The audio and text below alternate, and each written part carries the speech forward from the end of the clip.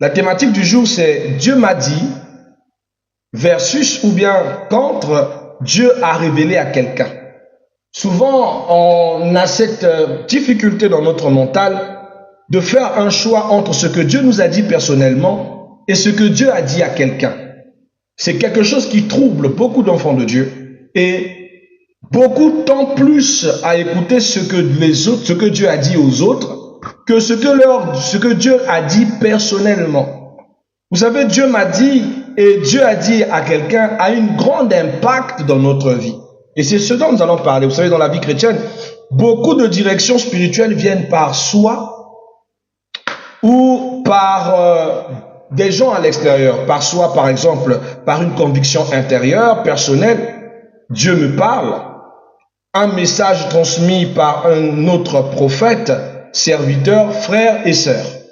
Donc la vraie question n'est pas qui a reçu, mais Dieu a-t-il vraiment parlé et cela s'accorde-t-il avec sa parole? Parce que le plus souvent, chacun vient donner son message, mais on n'est pas sûr si c'est vraiment Dieu ou si c'est le cœur des hommes. Un jour, je vous ai fait rire que dans ma jeunesse spirituelle, quand j'étais même pas évangéliste, je venais à peine de commencer dans la foi, à peine 2 mois dans l'église, une sœur est venue me voir et m'a fait cette prophétie, qu'elle rêvait de moi, qu'on se mariait ensemble et que pour elle, Dieu lui a dit, je suis son mari. Alors je lui ai dit, ma sœur, moi Dieu m'a rien dit, je n'ai rien ressenti, je n'ai pas vu de vision, laisse-moi le temps que Dieu me parle. Après, elle me parle des histoires à l'époque, on avait un grand pasteur, avant qu'Atoms ne se marie, elle me parlait de ça, oh non, un frère, un tel qui s'était marié parce que Dieu les avait révélés, donc Dieu peut révéler le mariage. J'ai dit oui, Dieu peut révéler, mais il révèle aux deux conjoints. Ce n'est pas que toi, tu vas recevoir la révélation et moi, je vais te suivre. Donc, laisse que Dieu me révèle. Vous voyez, le problème avec ce fait de Dieu m'a dit, si vous-même, vous ne recevez pas, ça va être un problème. Vous allez vous engager sur un coup de tête d'un homme de Dieu ou de quelqu'un qui vient vous dire, Dieu m'a révélé que tu es ma femme. Mais si Dieu personnellement ne vous l'a pas dit, il y a un problème. Donc on ne sait pas si c'est sa pensée, si c'est sa chair, si ce sont ses envies. Et c'est la question même qui nous ramène ce matin à parler de ce sujet. Alors, que comprendre? Notre petit temps de ce moment, c'est Dieu parle directement à ses enfants. C'est une chose que vous devez savoir. Dieu, au-delà de parler aux serviteurs, il parle directement à ses enfants. La Bible nous montre que le Saint-Esprit peut nous guider personnellement. Dans Jean 10, verset 27, la Bible dit « Mes brebis entendent ma voix, je les connais et ils me suivent. Ils entendent la voix. » C'est-à-dire tous nous avons la capacité spirituelle, la vraie capacité d'écouter Dieu personnellement. Chaque croyant a donc accès à la voix de Dieu. Personne n'est plus légitime que Dieu lui-même. Personne n'est plus légitime à écouter que Dieu lui-même. C'est vrai que les prophètes existent, mais bien aimé, même les prophètes sont pesés par Dieu lui-même. Tu peux venir me révéler quelque chose, mais je reprends cette prophétie, je le ramène en prière devant Dieu pour attester de sa véracité. Je ne doute pas de toi, mais nous sommes dans un monde où les hommes utilisent maintenant les prophéties pour atteindre des buts. Alors je refuse d'avoir que ton opinion, je veux l'opinion du Saint-Esprit qui parle à tout le monde, qui révèle à tout le monde, qu'il me dise si et seulement si ce que tu me dis est potable, est juste. Alléluia. La deuxième des choses que vous devez savoir, c'est qu'une révélation donnée à quelqu'un doit être confirmée. Ça, c'est la chose que tu n'aimes pas entendre. Mais c'est la chose aussi que les prophètes n'aiment pas entendre. Le prophète veut que dès qu'il te dit quelque chose, tu dis Amen, c'est tout. Cette sœur-là s'est fâchée avec moi pendant 2 mois. Elle ne me causait plus à l'église. Elle a même parlé de ça à mon père spirituel, l'apôtre Jean-Claude Milambo, pour lui dire que, voilà, moi je lui dis que Dieu m'a révélé et tout, il ne veut rien savoir. Et mon père lui a dit, attends, Dieu ne peut pas que te révéler, Dieu doit aussi le révéler. Dieu doit se confirmer. Je dis à quelqu'un, Dieu doit se confirmer. Dieu ne peut pas seulement parler à une oreille et l'autre est rejeté. Ne tombez pas dans ces pièges-là. Dieu m'a révélé, c'est toi mon mari. Dieu m'a révélé, c'est toi ma femme. Dieu a dit que tu dois aller quelque part. Dieu me montre que tu vas devenir ministre des Finances. Dieu me montre que tu iras en France. Dieu me montre, bien-aimé, accepte cette prophétie. On ne refuse pas. Mais va dans le laboratoire de Dieu, dans la zone de prière. Tu dois commencer à prier pour rechercher la véracité de cette prophétie. Si c'est ta prophétie, Dieu te le confirmera. Ainsi, tu pourras le sceller dans ton cœur comme une promesse. Beaucoup d'enfants de Dieu vivent derrière des promesses qui ne sont pas de Dieu, que Dieu ne lui a pas adressées personnellement. Un pasteur t'a flatté et tu as gardé ça dans ton esprit. Un faux prophète t'a flatté et toi tu as gardé ça dans ton esprit. Parce que tu penses que toutes les personnes qui viennent vous dire tu vas faire ceci et un miracle va sortir, va surgir, que toutes ces choses sont vraies. Non. Il y a du boost, de la remontade évangélique derrière certaines paroles. Mais une prophétie personnelle doit se confirmer. Dieu se confirme toujours. Dieu a souvent parlé à d'autres personnes, mais toujours avec un but. Confirmer, avertir ou révéler. Dans l'exemple par exemple de Samuel, Samuel reçoit une révélation pour confirmer l'appel du roi. Mais même dans ces cas, Dieu attend que le receveur discerne et confirme. Tu as reçu, mais tu dois discerner et confirmer. C'est comme ça que nous avons des bien-aimés qui reçoivent des prophéties ici, mais quand il s'en va, il revient et dit, papa, je confirme que ce que tu as dit était vrai. Parce que j'ai vécu tel que tu me l'as dit. Tel que tu as dit, c'est ce que j'ai vécu. Tel que tu as dit, c'est ce que Dieu m'a dit. Tel que tu m'as dit, on m'avait déjà dit cela. Tel que tu as dit, j'avais déjà reçu ça d'ailleurs. C'est comme ça que Dieu se confirme. S'il ne se confirme pas auprès de toi, il peut envoyer 4 prophètes. Juste 4 ou même 20 prophètes pour te dire que ce que tu fais n'est pas bien. Ou pour t'avertir, ou pour t'orienter. Souvenez-vous de Élisée. Pendant que le prophète Élie est en train de se préparer à monter dans le ciel, Élisée a reçu une série de près de 7 prophètes. Donc au-delà, nous avons 3 fois. Donc 760, on va dire 7, 14, plus 7, donc nous sommes dans les 20 et quelques prophètes qui sont venus lui confirmer du départ d'Élie. Et à chaque fois, il disait, je sais, moi-même je sais que mon maître va. Donc il avait la confirmation du départ d'Élie. Dieu se confirme toujours. Retiens bien ça. Ce n'est pas une affaire de... C'est à cause de ça que je peux donner un programme, je peux te prophétiser, te mettre dans un programme pour que toi-même tu rencontres ce que Dieu m'a dit et que tu te confirmes. Que de venir vivre avec des fausses promesses que Dieu n'avait jamais dit. On a juste titillé ton orgueil et depuis tu pries pour cette promesse, mais elle ne s'accomplit pas. Parce que ce n'est pas ce que Dieu avait dit, ce n'est pas ce que Dieu a scellé sur toi. Ce n'était que de la flatterie qui caresse ton âme et qui t'empêche de pouvoir vivre la vraie gloire de Dieu parce que tu ne pries pas pour les vraies directions de Dieu. Alléluia. Alléluia. Donc, vous devez savoir que Dieu se confirme. J'aime 1 Thessaloniciens chapitre 5, le verset 19 ou verset 21. Je vais prendre un bout. La Bible dit, n'éteignez pas le Saint-Esprit. Ne méprisez pas les prophètes, mais examinez toutes choses, retenez ce qui est bon. On n'a pas dit de mépriser les prophètes, non. On n'a pas dit d'éteindre le Saint-Esprit, non. Mais vous devez examiner ce qu'on vous dit pour retenir que ce qui est bon. Les examiner là, comment on le fait? Est-ce qu'on étudie ça à l'esprit ouvert? Non. C'est dans la prière. Prenez un temps de prière, prenez un programme même de 3 jours, même de 9 jours. Priez pour savoir seulement si cette prophétie est authentique. Parce que tu dois marcher avec des promesses authentiques. C'est pas parce que ça sort de la bouche de ton père spirituel que c'est vrai. Il peut te flatter aussi, parce qu'il te voit que tu es désespéré.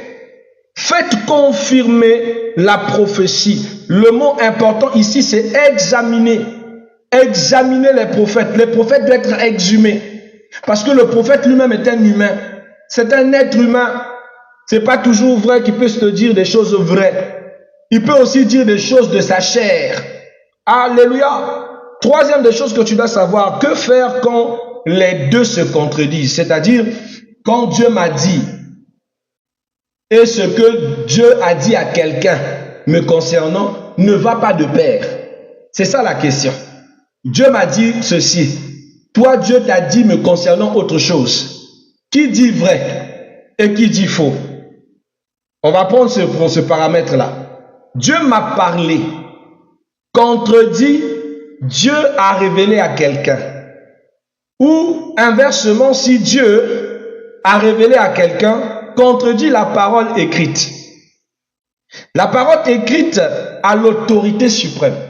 La parole de Dieu a l'autorité suprême. Vous devez savoir ça. Galates chapitre 1, 8 dit ceci. Si quelqu'un vous annonce un autre évangile que celui que nous avons reçu, qu'il soit anathème. Quelqu'un qui viendra te dire, par exemple, que toi et moi, dans cette union, Dieu m'a dit que tu seras ma femme et que tu n'as pas à t'inquiéter, on va commencer déjà à vivre ensemble, à pratiquer, par exemple, la fornication, donc hors mariage, tu n'as pas à t'inquiéter. Tu vois, même là, te dit, on peut coucher, ne t'inquiète pas. On couche, même si les parents ne sont pas au courant, même si on n'a pas encore reçu la bénédiction, il n'y a pas de souci. Mon onction te couvre, c'est faux. C'est-à-dire que c'est quelqu'un qui vient contredire ce que Dieu a dit et dit que Dieu lui a donné l'autorisation de vivre avec toi. Pour qu'après t'abandonner, au nom de Dieu a dit qu'il ne sent plus que notre relation est bonne. Beaucoup de sœurs dans le Seigneur ont baissé le caleçon au nom de Dieu a dit. Beaucoup de sœurs dans le Seigneur se sont mis en couple avec des faux serviteurs, des faux frères, au nom de Dieu a dit. Beaucoup de frères aussi sont tombés dans le piège des fausses sœurs à cause de Dieu a dit.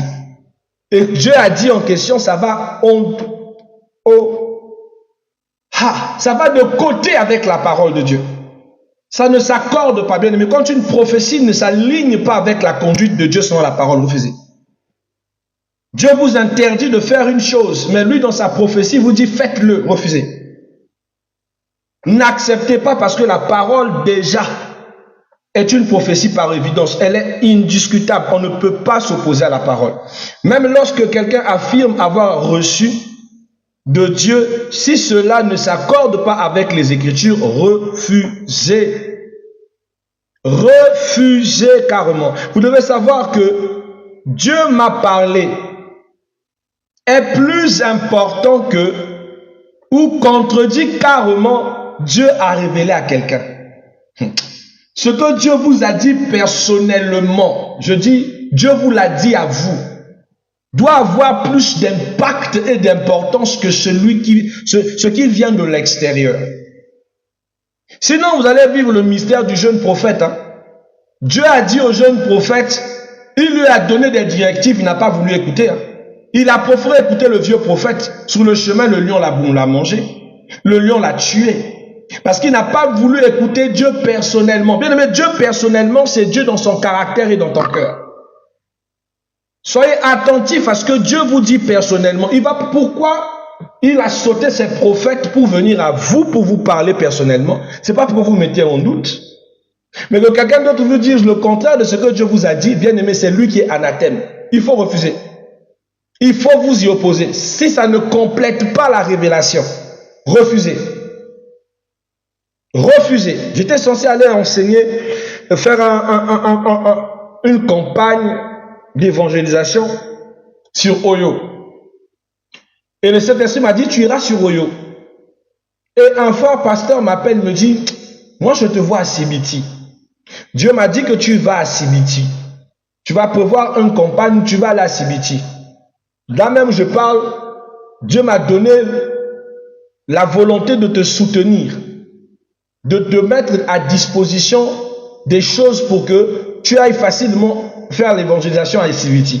Je dis, mais Dieu m'a parlé d'Oyo. Il me dit, non, Sibiti. C'était une manière de Dieu de parler. J'ai dit, ah non. Dieu me donne les détails. Il me donne le nom du village. Il me donne tous les consignes. Et c'est Dieu qui va se mentir pour que j'aille à Sibiti. Ah, Seigneur. J'ai dit, Seigneur, qu'est-ce qui ne va pas? C'est-à-dire que ça crée un trouble. Le pasteur qui m'a laissé le message est un pasteur aussi qui parle bien de Dieu, qui prophétiquement est redoutable. Donc je ne peux pas douter de lui. Mais Dieu m'a dit, je vais faire comment? Je suis ce que Dieu m'a dit ou je suis ce qu'il m'a dit? Je lui ai dit, écoute, je descendrai sur Sibiti. Mais là, je ne peux pas douter avec la conviction, avec l'Esprit de Dieu qui m'a dit. Ça fait des mois que je prépare ce voyage. Je vais sur Oyo. Il dit, non, ne va pas sur Oyo. On s'est contredit, on s'est retrouvé sur un heurte. Bien aimé, je suis allé à Oyo. Je suis allé faire l'œuvre de l'Éternel tel qu'il me l'avait dit là-bas. Et l'impact que Dieu a ramené, c'était selon sa volonté. Et lui, il va ramener des frères qui va les prendre ailleurs pour aller à Sibiti à son compte, pour aller faire des choses là-bas, ça va capoter, ces frères-là vont faire du n'importe quoi et on va même les mettre en prison. C'est là où j'ai compris que c'était un piège. Que si j'y allais, la prison, c'était moi. Il avait organisé quelque chose pour sa propre gloire. Il avait mis à disposition des choses qui allaient me détruire. La plupart du temps, tu préfères écouter d'abord ce que les autres disent avant ce que Dieu t'a dit personnellement. C'est ce qui fait que tu rates beaucoup en matière de ta promesse. C'est ce qui fait que tu perds du temps lorsque tu es censé avancer. Ne méprise pas ce que Dieu t'a dit personnellement à l'oreille. C'est différent de ce que ta pensée t'a véhiculé, ta conviction t'a véhiculé. Mais ce que l'Esprit t'a dit explicitement est plus important que ce que quelqu'un te ramène à l'extérieur. Écoutez bien ça. Dieu m'a dit est plus important que on m'a dit. Alléluia. Donc, mettez ça dans votre esprit. Quatrième des choses. Alors, que choisir? Quel est le choix que vous devez faire? Par exemple, Dieu m'a dit, donc révélation personnelle, oui. Dois-je accepter automatiquement? Non. Je dois filtrer ce que tu me ramènes parce que moi, Dieu m'a parlé déjà personnellement. Dieu a révélé à quelqu'un. Est-ce que c'est faux? Non, c'est vrai. Dieu peut révéler à quelqu'un. Mais est-ce que je dois accepter directement? Non. C'est vrai que Dieu t'a parlé, mais je dois mettre à l'épreuve ce que tu m'as dit. Je dois éprouver ta prophétie. Je prends ce que tu m'as dit, je rentre dans la chambre des secrets et je vais prier.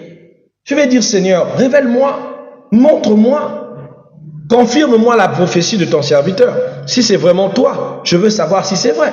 Donc, en réponse, ne choisis pas l'un contre l'autre, choisis ce qui est confirmé par la parole de Dieu. Donc, ne réprimez pas au nom parce que ça vient de quelqu'un d'autre, c'est forcément faux. Prenez ce qui vient de l'autre. Pesez-le à l'autel devant la présence de Dieu. Seigneur, est-ce que c'est ta volonté? Est-ce que c'est ce que tu veux que je fasse? Est-ce que c'est vraiment toi qui as parlé? Seigneur, révèle-moi, je ne veux pas prendre d'erreur. Parle-moi, si c'est ce que tu as, c'est toi qui l'as dit. Confirme-le même à un autre serviteur de Dieu qui vienne me le dire identiquement à ce que lui l'a dit. Au cas contraire, révèle-moi ça pendant 15 jours. Demandez les signes. Bien aimé, ça ne loupe pas. Un jour, un frère m'a dit, toi, si tu n'arrêtes pas avec la fréquentation, avec ce pasteur brun qui est derrière toi, tu vas te détruire. Je dis, ah, pasteur brun. Et je me suis souvenu que oui, j'avais un frère pasteur très brun comme ça. Un frère pasteur très brun, mais je l'aimais trop, il était trop doux. Il m'a dit, c'est un serpent. C'est un serpent, il va te détruire. Je dis, ya, Seigneur, révèle-moi. Montre-moi, je veux savoir, est-ce que ce prophète-là est vrai? Si c'est toi, envoie-moi même plusieurs serviteurs me confirmer cela. Je me suis décidé de prendre un programme de prière. Je me suis dit, bon, je vais à la montagne du mont Cardinal Émile Biaenda et je vais aller méditer tranquillement là-bas. Bien aimé, arrivé au mont Cardinal Émile Biaenda, au début, donc avant même de commencer l'escalade, juste sur le goudron du mont Cardinal, là, le bus s'arrête là, je descends. Il y avait une Mama Kenge, donc une Mama Kenge évangélique, qui était là sur place. Elle me regarde et dit, homme de Dieu. Elle me dit son Kitouba. Regarde, si tu ne refuses pas l'homme brun que je vois derrière toi là, si tu ne le mets pas loin de toi, tu vas avoir des sérieux problèmes. Oh, ça faisait 2 confirmations. Je dis, bon, je vais quand même prier, je suis déjà à la montagne, je ne vais pas rebousser chemin pour autant. Je rentre sur le mont Cardinal. Je prends la première station, la deuxième station, la troisième station. Je rencontre un monsieur qui était là en train de prier, en train de pleurer. Seigneur, aie pitié du pays, aie pitié du Congo. Dès que je vais passer, il saisit mes pieds. Il saisit ma jambe, il dit, excuse-moi mon frère, tu es serviteur de Dieu. Je dis oui. Tu es loin de l'Éternel, oui. Tu voulais passer, j'ai vu un homme brun, mais son cœur est sombre. Regarde, si tu ne lâches pas ces frères-là, il va te faire du mal, il va te détruire. Oh, ça faisait 3 confirmations. Je ne doutais plus. Je dis ça c'est Dieu qui me parle. Je dois vraiment prendre des distances avec ce frère. Je l'aime bien, mais je ne peux pas douter de la volonté de Dieu. Je traverse, dès que j'arrive à la station principale de la Croix, là où a été assassiné feu le cardinal Émile Biaïna, c'est à l'endroit même que je rencontre une prophétesse. Et une prophétesse d'assemblée. Bien aimé, Dieu m'a parlé de 3 manières. La première personne, Maman Kenge. La deuxième personne, quand tu vois son habit, il était Ngunza. La troisième personne, prophétesse des églises de réveil. Une sœur que je connais très bien, mais qui ne connaît pas ma vie. Dès qu'elle me voit, elle dit, oh l'homme de Dieu, tout et tout et tout. Elle vient pour me saluer, après recule, Jesus. Je dis, quoi? J'ai vu un homme en bleu, c'est pas possible. 3 fois par différentes congrégations religieuses. 3 fois, 4 fois même. Qu'est-ce qui ne va pas? Il dit ça, je ne peux pas blaguer avec ça. Il dit quand tu descends là, évite-le comme la peste. Évite-le, c'est pas quelqu'un de bien. Je suis allé rendre grâce. Parce que moi, quand j'arrive là, je ne m'arrête pas au centre. Je vais à l'intérieur. Je vais carrément au bois où je vais à la source où on avait jeté son corps. Et c'est là-bas que je me ressource, je prie, je prends du temps de prière, après je redescends. Mais je redescendais sereinement et je savais que Dieu m'avait clairement dit que je ne dois plus entretenir des relations avec ce frère. Ainsi, la question a été comprise, que je devrais choisir ce que Dieu a confirmé par sa parole et non ce que moi je pouvais me dire ou bien que quelqu'un pouvait me dire. Car Dieu ne se contredit jamais, ne contourne jamais les Écritures, il confirme souvent, mais n'impose pas par un intermédiaire. C'est important. Donc, gardez ces principes-là. 5e, les filtres bibliques du discernement. Il faut avoir le discernement pour pallier et comprendre si c'est la volonté de Dieu et si c'est pas la volonté de Dieu. Pose-toi toujours cette question. Est-ce que cela s'accorde avec la Bible? Ce qui me dit, est-ce que contextuellement c'est biblique? Un frère m'a dit, oui, tu es marié. Écoutez bien, hein? Un frère m'a dit, tu es marié. Mais Dieu me dit, pour que ton ministère et ton cœur soient assis, tu vas t'asseoir au-delà de ta femme. Tu t'asseras et poseras ta tête sur la poitrine d'une femme de puissance. J'ai dit, quoi? Moi, je suis marié avec ma femme, que j'aime de tout mon cœur. Mais ma tête doit se poser sur la poitrine d'une femme de puissance. Ça veut dire que je dois avoir une tise à quoi? Ça veut dire que Dieu autorise ton serviteur à avoir une tise à quoi? C'est doux comme prophétie à l'oreille. Hein? Mais est-ce que c'est bien? Mais c'est pas bien. Où est la fidélité dans ça? Où est la parole qui se confirme dans son alinéa? Si tu n'es pas un homme de doctrine, tu dis que et tu l'entends dire, mais Dieu fait ce qu'il veut. Il me dit, Dieu fait ce qu'il veut. S'il veut te bénir en te donnant une autre personnage qui va commencer à prendre soin de toi, ça c'est sa volonté. Il dit, Abraham avait 2 femmes. Je dis, non, je n'ai pas dit que Dieu ne peut pas donner 2e femme à quelqu'un. Mais Dieu me dit d'aller reposer ma tête sur la poitrine d'une autre femme d'autorité. C'est une manière de me dire que je dois tromper mon mariage. Donc Dieu me pousse à tromper mon mariage. Ah! Ça c'est quel Dieu? C'est Jésus de Manchester City?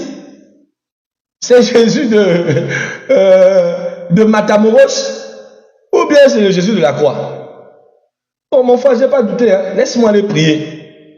Mais je vous assure que je n'ai jamais prié pour cette révélation. Mais à chaque fois que ce frère-là me regarde, me dit, ton ministère freine. Parce que tu n'as pas posé ta tête sur la poitrine de la femme forte. Bien aimé, Satan peut vous mettre dans des histoires. Hein? Ayez du discernement. Ayez du discernement. Et des fois, quand tu fais des correspondances, ça cadre avec les fréquentations que tu as. À chaque saison, on t'envoie des femmes qui te draguent, mais qui ont beaucoup d'argent et qui ont beaucoup de prestige. Et toi, tu peux te dire que Dieu te veut, on dirait que tu trompes ton mariage. Mais comme tu sais que la parole ne s'accorde pas avec sa prophétie, je tombe pas. Je ne vais pas trahir la parole au nom de la prophétie d'un homme de Dieu. La parole d'abord. Est-ce que Dieu, dans sa parole, me dit cela? La Bible dit dans le livre des Psaumes, chapitre 119, verset 115. Ta parole est une lampe à mes pieds. Seigneur, éclaire-moi par ta parole. Est-ce que c'est bien ce que je dois faire? Est-ce que le Saint-Esprit le confirme dans mon cœur? Romains chapitre 8, 16 dit, l'Esprit rend témoignage à notre esprit. L'Esprit confirme dans notre cœur que ce qu'on dit est vrai. Alléluia. Les fruits de cette révélation glorifient-ils Dieu? Est-ce que cette révélation-là honore Dieu? Matthieu chapitre 7, verset 17 dit, un bon arbre porte de bons fruits. Mais ça n'a pas l'air d'un bon fruit, Seigneur. Donc le bon fruit là sera que je trompe ma femme. Donc posez-vous ces questions, ça va vous mettre en sécurité, de vous empêcher de tomber dans les pièges folkloriques des gens méchants qui veulent tout simplement vous flatter avec leurs mauvaises prophéties, vous mettre dans le chemin de la destruction. Mais bien aimé, vous savez, Dieu est bon pour vous donner la suite de cette belle petite histoire.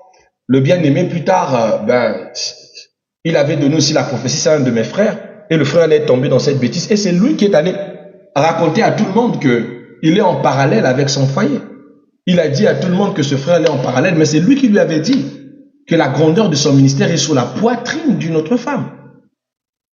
Je ne sais pas c'est quoi. Et le fait d'avoir résisté à ça m'a épargné des dangers.